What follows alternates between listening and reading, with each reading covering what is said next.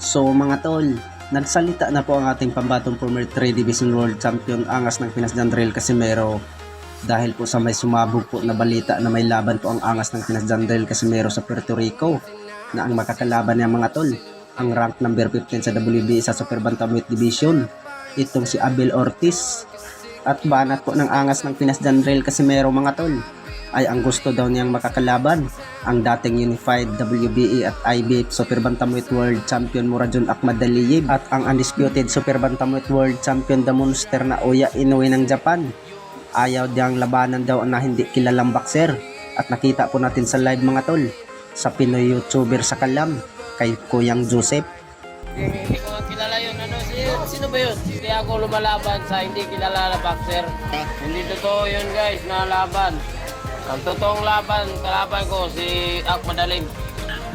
Plano pa lang, plano namin magkalaban namin si Akhmadaliev at saka si Naoya Inoue. Ay, paling lumaban. Sa ngayon ay nakita po natin sa Facebook page ng Cuadro Alas It's My Boy at ang kapatid po ni Jandrel Casimero ng head coach po na si Jason Casimero ay nagsuot po na sina kagaya po ni Carl James Martin. Ay suportado daw sila ni Carl James Martin mga tol at panoorin po natin sa video. Guys, hindi na kami team Casimero, team Martin na. Team Martin kami. Team Martin, suporta para kay Martin. Yan siya Isang bayan para kay Martin. isang bayan para kay Martin. Si Bugoy yung Joseph, Martin na yan.